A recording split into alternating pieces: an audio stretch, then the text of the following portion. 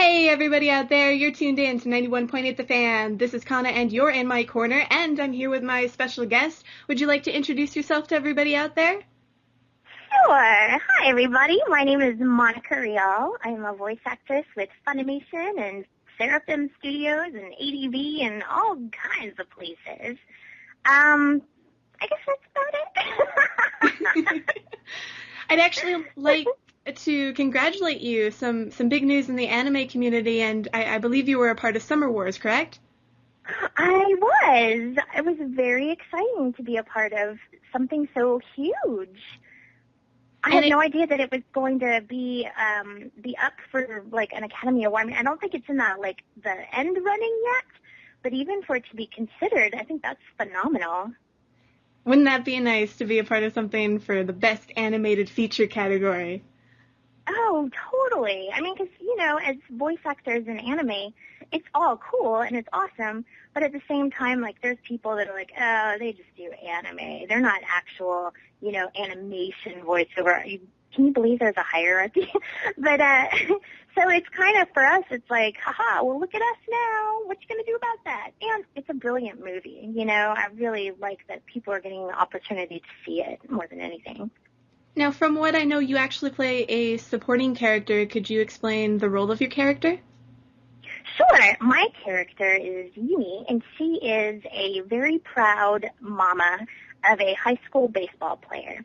And so as we kind of get to know the family and we see how everybody kind of interacts, you will usually find my character in the corner looking at a television, cheering on her son in his big game. She also has a bunch of little kids. And so a lot of times I know there's one moment that's very, dramatic and everybody's gathered around and she has to excuse herself to go take care of her kids. It was so much fun, and it's a little different than what I normally get to play because, I was an adult, which is fun. And I don't know the first thing about baseball, so that was kind of a challenge.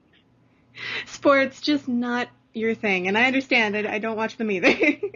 I don't get it. I try. I was telling somebody earlier, we were talking about football, and I was like, the only thing I really like about football is that imaginary line they draw on the field. Like, that's the only thing that entertains me. Or sometimes the mascots. The mascots can sometimes be cute.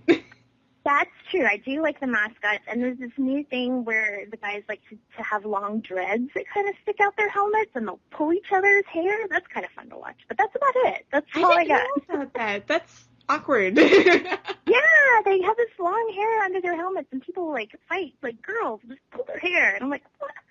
Okay, but it's kind of fun to watch. That's kind of hilarious, actually. But I hope that, we hear good news for Summer Wars. I believe it's January 25th for the three nominees.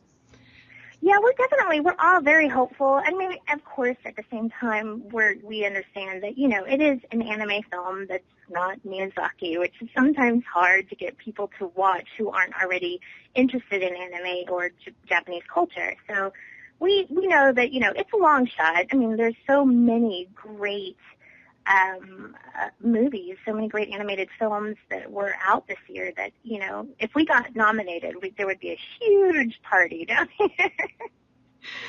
What would you be bringing to the party? I would what would I bring to the party? Probably some kind of cupcakes with, baseball paraphernalia on them or something. That would be me. Either that or a big old bottle of wine. See, I just asked that question because I skipped lunch, so. Oh, no, that's not good. Now I'm going to make you hungry. No, not at all. It was funny that I got to, obviously I got to look over all your credits, and you've been in the industry for quite a while. You have a lot of experience. I was sort of wondering, and this is a question I really love to ask, if you could, go back, what knowledge would you bring with you back to, the 1980s or the 1990s when you started? Ooh, that's a great question. I guess, well, I will say my first session was for a show my first session as a lead actor was a session for Gasaraki. And I remember I had to scream a line. It was the first thing right out the door. And he was like, okay, now scream this line. And I kept going, trying to scream it, but I didn't want to yell because I'm like, I'm standing in front of a microphone, like I don't want to blow your eardrums. No, yell. This is Matt Greenfield, and he's like yelling at me, get angry, yell. And so finally I did it, and I realized, oh, well, just because the microphone there doesn't mean that I can't be loud. So if anything, I'd probably go back and give myself some microphone technique and go, hey, guess what? You can be loud. It's okay. They'll turn you down so that their eardrums don't burst. But be loud. It's fine. And also, like, I guess if I had to tell myself anything back then, it would be, to learn as much as you can about anime as soon as possible. Because, like, I kind of just did it for a while, and I was into it, and I liked anime, but I didn't really know as much about Japanese culture as I probably should have back then. And I learned as I went along, and then I got really interested and started studying it. But if I had known more about Japanese culture right off the bat, it probably would have helped me out a lot. And still to this day, like, I listen to some of my first shows, like Gasaraki and Generator Gall, and I go, oh, if only I had known what I know now, And now obviously the technology has, gone leaps and bounds. You didn't have the internet as readily available to, search up anything involving Japanese culture or an anime, and that must really make things a lot easier. Oh, it totally does. And I was lucky enough, like, one of my best friends growing up was Japanese, and so I, spent a lot of time with her, and every summer she would go back to Japan and come back with all these awesome Hello Kitty toys and My Melody stuff for me. So I did know a little bit about Japanese culture, and I think that I was very lucky in that sense, but the internet certainly has helped. It's also kind of been a bad thing, too, because now we have the ability to find out about shows that are in Japan that haven't been licensed yet, or that, might come over, and so you get to looking at these shows and you find a character that you like and you kind of get attached, and then it goes to some other company, or, somebody else gets it, and you're like, oh, man, it would have been better if I just hadn't even known. Oh, yeah, that's something that, I think a lot of voice actors now have to face, is they, are researching anime and they realize, oh, this character, I'd be totally perfect for it, and then, they either don't get the chance, or they aren't cast as that character, or whatever it is. Right, you totally fall in love. Although I will say that that's what brought me into Funimation. Like, I was predominantly at ADV, and there was a show called Kitty Grade that had come out, and I was at a convention with Mike McFarland, and I was going, I really want ADV to get Kitty Grade. I really want to play Lumiere. And he, I guess Funimation announced that weekend at whatever con we were at that they got it, and he went back to Funimation and told Justin Cook, hey, I met this actress from Houston, and she really wants this part. And so he gave him Excel Saga to watch. It's like, here, watch Excel Saga. And Justin ended up casting me, and that's kind of what took me into Funimation. So it has its ups and its downs, You never know how it's going to work out. And, you hear such good things from Funimation, from the people who work there, anything. I have to wonder, do they have, like, a special soda machine that they bribe you with? Well, you know what? The sodas are really cheap. They're 25 cents. So, yeah, we are pretty caffeinated up there. They also leave out nice little hot cocos and teas and stuff. So, yeah, they bribe us a little bit. Just a little bit. Well, I'm sure it's fun. It's fun to go there, and it's unlike, more freelance work with voice actors, because Funimation is kind of like always your home in a sense. Right, exactly. And it's, over the years it's switched for me, because at first ADV was my home, and then, ADV kind of fell on hard times and scaled back, and, thankfully now I'm still getting to work with Seraphim on occasion, which is, not ADV, but ADV. So that's nice. But now, yeah, Funimation's my home now, and it's been nice to have that ability to kind of go back and forth and not only get to meet all the awesome people that are in Houston, but also all the awesome people that are here in Dallas. And so I'm a very lucky girl. Now that I think about it, it's generally really hot there, but I wonder how it is in winter. Oh my gosh, it is freezing right now. I just had to go do an audition, and I came back, and I think it's 30 something. It snowed yesterday, so there's still snow kind of on the ground, and I mean, I'm from Houston. You guys are in, where are you guys? I'm in Vegas, Las Vegas, Nevada. You're in Vegas. Oh, so yeah, you're not used to the cold at all, really, huh? No, it's been like 28 something degrees here, and it's funny because my room is about 10 degrees hotter than the rest of the house. So when I leave my room, I run back inside. Yeah, yeah, I keep my place pretty warm. So like whenever I go outside, it's kind of a shock to the system. But being from Houston, it never snowed. It was pretty tropical. You didn't really get below freezing ever. And then I just moved to Dallas. It's only 4 hours away, and it's like, the tundra out there. I don't know how that happened. Well, you can stay inside with a warm blanket and some hot chocolate. Yeah, my kitty, he's good at keeping me warm. So I just kind of snuggle up with him and drink hot chocolate and stare at the snow out the window and go, boo on that. Well, the new year has started, and I didn't even get a chance to ask about this, but for some reason the cold and the snow reminded me of the holidays. But do you have any New Year resolutions? I don't. I used to do that, and I never kept them. So I'm trying a new thing this year where I'm just not going to make any resolutions. And hopefully the things that I want to happen will just happen because I won't be so focused on them as resolutions, but just it will become part of my way of life. It's what I'm hoping.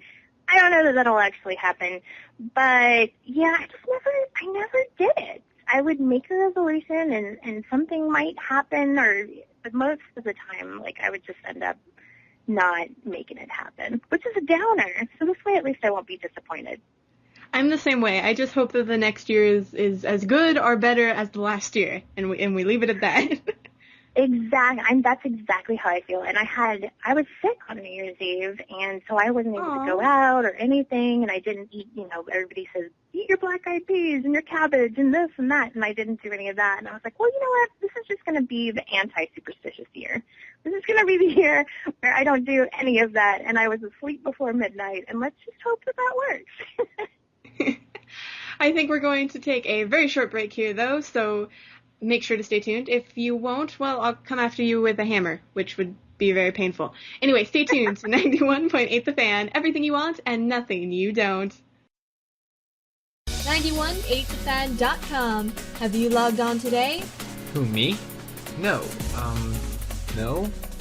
iStock's daily news show, video reviews, articles, forums, in an anime directory. Don't get left behind. Log in today. Only on 918thefan.com? 918thefan.com. All right, 918thefan.com. Hey, everybody out there. I did not chase away my guest, at least not yet. She's so cute, I could just hug her and take her home. You're so sweet. I think it's funny, we were talking on the break about my voice, and I think it's funny that most people figure that I'm probably, just this woman that has this deep voice and that I just kind of make up that little kid voice on the side. I'm like, no, that's my real voice. In fact, Justin Cook, when he cast me, he hadn't heard me, just heard Hyatt, and I walked in and I was like, hi, Justin, I'm Monica. And he's like, oh, my God, that is your real voice. I was like, yes, sir, it is. It's kind of funny to me because a lot of anime fans, they're used to that high-pitched voice and everything, and to them, that's really cute. So naturally, they hear it and they're just like, oh, that's adorable. Right, and I think it's awesome because in the real world, it does not work that way. When you're a grown woman and, you're ordering food or whatever I do, it always kind of gets attention, especially if I yell. Then people are like, why does she sound like she's 5? What's going on? But, it's helped me in my career, that's for sure. And it kind of is interesting because, you have to take care of a different portion of your voice, so, because some voice actors, they can't get that high, and you have to sort of be careful not to crack when you go too high. Right, exactly. It's like a totally different world. Like when we have auditions and stuff, I'll audition for everything because I can do the lower stuff too, but whereas for most people it's hard to maintain the high stuff, for me it's harder to maintain the lower stuff. So, I kind of have the opposite problem of most of the girls that I'm auditioning against. Now, I'm curious, and I'm sure our listeners are too, what can we hear you in? Besides this wonderful interview, what anime can we hear you in? Well, I don't know exactly what I can talk about. I mean, I really should have checked with Funimation. But I can say that I am in, let's see, we've got Tears to Tiara that just came out from Seraphim, I think, and I play Octavia. That's actually a lower voiced character. I play Lisa in Sacred Blacksmith. That's going to be coming out for Funimation. And also from Funimation, let's see, that Felly from Chrome Shelled Regius. I hope I'm saying that right. I think it's Regius. And Yukari from Rosario Plus Vampire. Get to play a cute little witch girl that sings. And of course there's the stuff that's been out for a while, like Black Butler, I play Maylin, and Dragon Ball Z is on Zikai, I should say, is on Nicktoons, and I think it's on the CW now, and I play Bulma in that, and I think, and Brotherhood is on Nicktoons, not Nicktoons, Adult Swim. I have to keep it all straight. Brotherhood's on Adult Swim, and I play Lil Mei Tang in that, so there's a bunch of stuff. I've got a whole bunch of stuff coming out, but unfortunately I don't know until somebody else announces it when I'm able to talk about it, so I just kind of wait. We understand. It's actually kind of funny. One of my friends mentioned to me before this, about your character from Black Butler, and for me, who hasn't personally caught the anime at all or hasn't seen it, I'm really bad at actually catching up with newer anime. I'm terrible at it. Right. But she was saying, it's like this girl who's completely, kick butt and everything, and I'm like, really? I thought she was like this nerd with swirly glasses. But I don't get it. It's funny because she's both, actually. Like, when, I don't want to spoil anything for anyone, but, like, you meet her, and, yeah, she's just this kind of crazy, we've chosen to give everyone an accent. I'm sorry, I totally had a brain fart.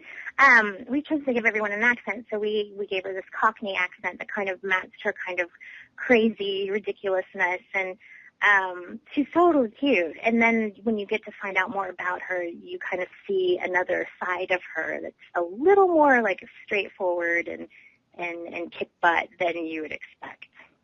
That must have been kind of interesting to conduct a character with a heavy accent like that.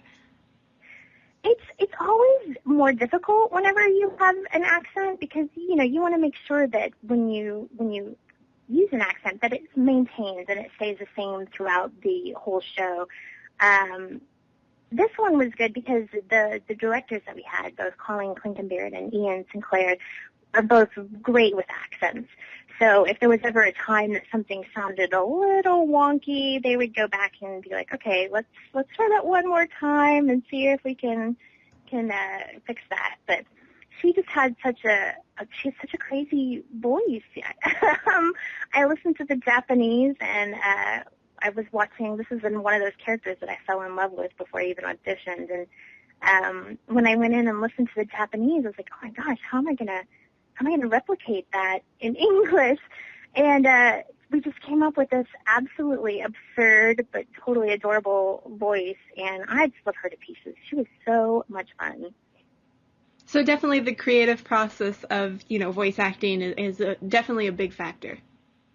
Oh, definitely. Yeah. Like you would think that it's all written out for you because, it already exists and there's already somebody, you already have a seiyuu that's done the job, originally. And so you would think it's pretty black and white, but it really isn't. When you get in there, because, we can understand, like, the delivery of the Japanese. You can hear, how the line's being delivered, but you don't know exactly. We have a translation, but not exactly what they're saying and what the intonation is. It's kind of hard because, their language is totally different than our own. So there comes a lot of technique involved and acting creativity, trying to figure out, okay, well, this is how this person's trying to say it. How do I deliver it? There's even issues where, the show I did, Noir, I played a character that didn't know anything about her past. So it's like, showing this character grow without giving too much information and having to do it over the span of, 20 some odd episodes. It can be pretty tricky. I had a really hard time, and I think I kind of got into the flow of it, but with Sakura from Tsubasa Chronicles, because she was so spunky and cute, and then she lost all of these feathers, and all of a sudden she's kind of a zombie. And gradually, each time, she gets a feather back, she starts to get back some of that original personality. At this point, we've done 2 seasons and several OVAs, and so it's like, it's hard for me to gauge, okay, well, where's the end? Like, when do I get back to spunky, and how much, vivaciousness do I give her each time she gets a feather? So it can be kind of tricky sometimes. It sounds tricky, but it also means that you're very talented as well, because I don't think I could keep track of that. Well, thank you. That's always been kind of my feeling about, being a dub actor. I always try to add something. Certainly don't want to take away from the Japanese voice actor, and I certainly don't want to disrespect them, or at the same time, I don't want to just regurgitate the same performance that they did. I want to add something new to the character and give a new life to the character that's my own, so that, if you want to watch the Japanese, awesome, and if you want to watch me, that's awesome, but that way they're just slightly different. So, you don't have just 2 of the same thing. You can watch both and be like, oh, okay, I can see how that's a little different. But still, like, respecting the story and respecting the main idea that the creators came up with. Now, for your future projects, is there any place around the internet that you announce any of that? Do you do the website or the Twitter thing or any of that? I do. I have actually, it sounds so silly to say fan club, but I have on my Facebook, I try to keep one Facebook kind of like for, old college buddies and stuff like that, because they don't understand the anime thing at all. So I keep one for them, and then I have a page on Facebook called Fans of Monica Rial, and I kind of use that as my second Facebook. That's kind of where I check in with all the fans and run some cons and stuff like that, and answer any questions anybody has. And it's not like, some people that just put it up there and go, I'm not going to check on it. Like, I check it every day, and I'm very vocal, so that's the best place to find me. I tried Twitter, but it just didn't work for me. I'm not that interesting, I don't think.